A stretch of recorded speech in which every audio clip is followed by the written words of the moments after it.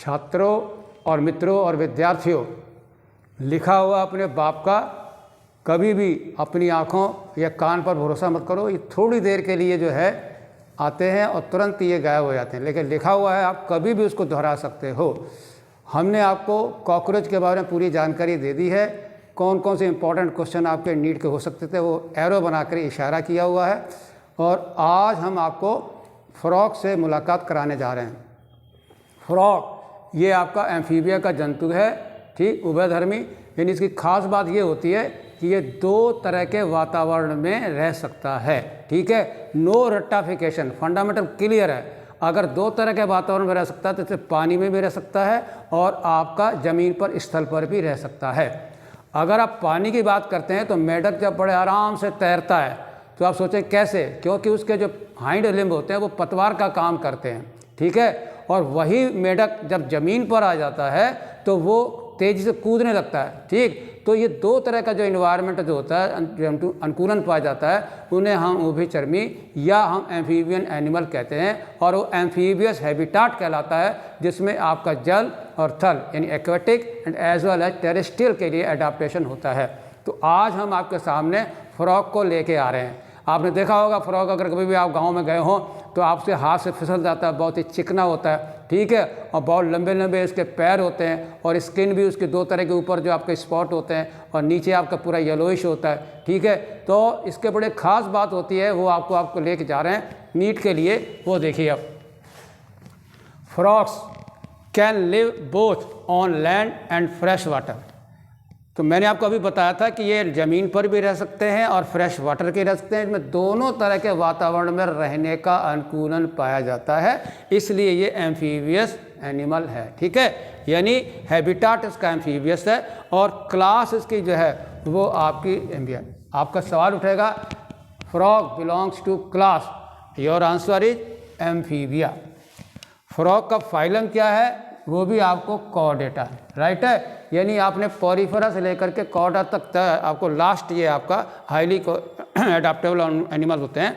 Most common species है India की कौन सी है फ्रॉग, तो आपका आंसर है राना टिग्रीना, ठीक है। अब सवाल देखिए आ रहा आपके सामने, पोइकिलोथर्मस एनिमल कौन होते हैं, या हिंदी में जिन्हें कहते हैं असम टापी। यानी इस तरह के जंतु जो होते हैं, they can not control their body temperature according to the change of the environment. वातावरण में ताप में परिवर्तन होने से अपने शरीर के ताप को परिवर्तित नहीं कर पाते हैं। इस तरह के जंतुओं को हम क्या कहते हैं, असम तापी कहते हैं। ऑलवेज रिमेंबर, पोइकिलोथर्मस जो होते हैं they cannot maintain their body temperature, ठीक है, अपने ताप को समान रूप से बना करके नहीं रख सकते हैं। अगर बाहर गर्मी है तो इनका शरीर गर्म हो जाएगा, अगर बहुत ठंडी है तो इनका शरीर ठंडा हो जाएगा, लेकिन जिंदा रहने के लिए कुछ तो आपको चेंज करना पड़ेगा ना। तो इसलिए यहाँ देखिए आपका क्या, ये फ्रॉग जो है पोइकिलोथर्मस है, यानी कोल्ड ब्लडेड एनिमल है। आपको याद होना चाहिए पीसिस में और आपके एम्फीबिया और रेप्टिलिया, ये तीनों ही कोल्ड ब्लडेड पोइकिलोथर्मस हैं, ठीक। नो कांस्टेंट बॉडी टेम्परेचर, यानी इनका कोई स्थिर ताप नहीं होता, शरीर का ताप जो है स्थिर नहीं होता है। बॉडी टेम्परेचर जो होता है वो बदलता रहता है with the temperature of environment. वातावरण में अगर ठंडा है तो शरीर भी ठंडा हो जाएगा, और अगर वातावरण गर्म है तो आपका शरीर भी गर्म हो जाएगा। आपने देखा होगा जैसे रेप्टिलिया का सांप होता है तो गर्मी के जो ठंड के मौसम में जो धूप में आ जाते हैं, क्योंकि उनको बॉडी के टेम्परेचर को बाहर से लेना होता है, खुद के उनके ऊपर टेम्परेचर पैदा करने की कोई पावर नहीं है। तो इस तरह से ये आपका पोइकिलोथर्मस का सवाल आपका जा रहा है, और कांस्टेंट बॉडी टेम्परेचर नहीं होता है, और इनके शरीर का ताप जो है बदलता रहता है वातावरण के अनुसार। तो आपके यहाँ साफ साफ सवाल जा रहे हैं, ये भी आपका नीट का गया, ये भी आपका नीट का गया। एम्फीबियस वातावरण क्या होता है, ये भी आपका नीट का गया। Come to the next, very important, NCERT में हर लाइन में सवाल छिपा हुआ है और उसको हमने खोल खोल के आपके सामने रख दिया है। कैमोफ्लैग देखिए, इसका मतलब है छल आवरण। अगर आपका वातावरण हरा है तो आप हरे कपड़े पहन लीजिए। तो आप जब अपने रूप को बदल लेते हो, कलर को चेंज कर लेते हो वातावरण के अनुसार, तो उसको कहते हैं छलावरण या camouflage. The ability to change the colour to hide them their enemy. अपने शत्रु से रक्षा करने के लिए आप वैसा ही रूप रंग धारण कर लें जिससे कि आपके सुरक्षित हो जाएं, ठीक है। अगर आपका वातावरण ग्रीन तो आपका शरीर भी आपको हरे से ढक लीजिए। तो आपको जैसे आर्मी में होता है ना, तो चारों ओर से अपने कपड़े भी जो है बिल्कुल हरे पेड़ के पड़े, तो दुश्मन नहीं पकड़ पाता है।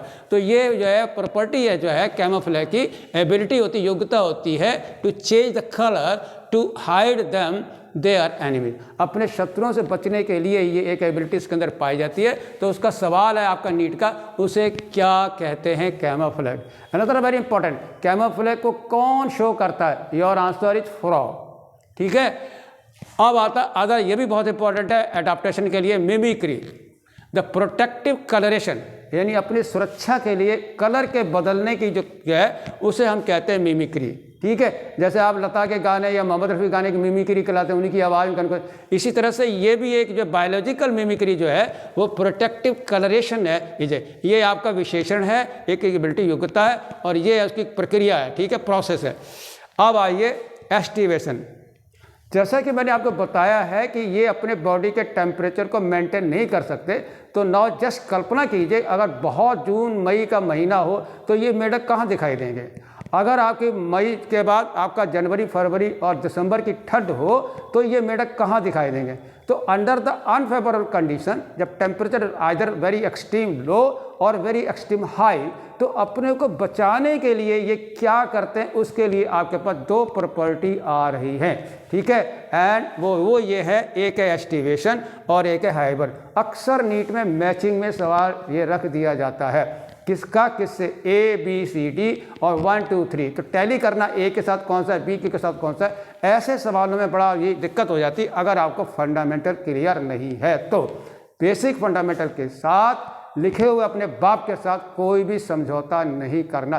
कहता कोई कुछ भी रहे, सिलेक्शन उसी का हो रहा है जो रात को जाग रहा है और लिख रहा है और अपना दिमाग लगा रहा है कि कोई चीज़ है तो क्यों है। The secret of your success lies in your effort during the deep of the night. यानी बरस ठंडी जो होती है उसमें अक्सर लोग सो जाते हैं, लेकिन अगर आप एक्सट्रीम ठंड में भी अपने आपको जागरूक करके कर रहे हैं तो आप बहुत बड़े विजेता बनेंगे। ठीक है, मेढक जो है एस्टिवेशन जो है समर स्लीप, तो याद रखिए ग्रीष्म निद्रा को हम समर स्लीप कहते हैं। अधिक ताप से बचने के लिए मेढक अपने अंदर जो है बरों में, गुफा में चला जाता, खोद करके ज़मीन के अंदर चला जाता, जहाँ की बॉडी का टेम्परेचर जो है उसका नॉर्मल रह जाता है, यानी ज़्यादा गर्म नहीं हो पाता है। ऊपर रहेगा तो सूर्य की गर्मी से जो है वो तप जाएगा। तो aestivation is a very important to tally with ग्रीष्म निद्रा। ठीक, समर स्लीप को कहते हैं। राइट है। अगर बहुत जाड़ा होता है दिसंबर, जनवरी, फरवरी है, तो भाई साहब क्या करेंगे? हाइबरनेशन।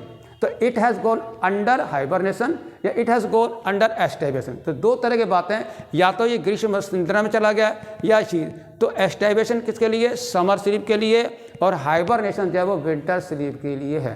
ठीक है, आप जरा देखिए व्हाट हैपन, क्या होता है जब ये अपना गुफा के अंदर, ज़मीन के अंदर जो है अंदर बरो बना करके रहता है, तो क्यों वहाँ पर कूद तो सकता नहीं, खा सकता नहीं।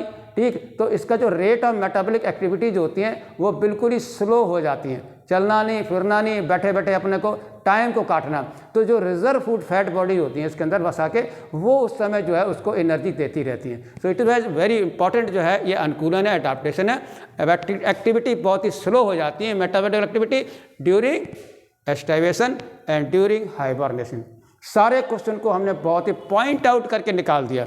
नाउ देखिए, frogs not seen during peak, यानी बहुत ही ग्रीष्म शिवकर में या बहुत ही ठंड में नहीं देखा जा सकता है। क्यों? तब ये शरण ले लेते, कहाँ में? Take shelter. कहाँ पे? डीप इन दी नैरी गुफाओं में, गहरी गुफाओं में। कहाँ पे? To protect from the extreme heat, अपने को ज़्यादा गर्मी से, ऊष्मा से या ठंड से बचाने के लिए they undergo what? Aestivation and hibernation. ये था एक छोटा सा इंट्रोडक्शन जिसमें आप अंदाज़ा लगाइए एनसीईआरटी किताब में आपके पैराग्राफ सवाल निकालना बड़ा कठिन है, और कहाँ से सवाल आ जाएगा आपको पता भी नहीं चलेगा। एंड मैंने आपको पूरे सवाल बाहर निकाल करके रख दिए हैं। Okay, thank you very much.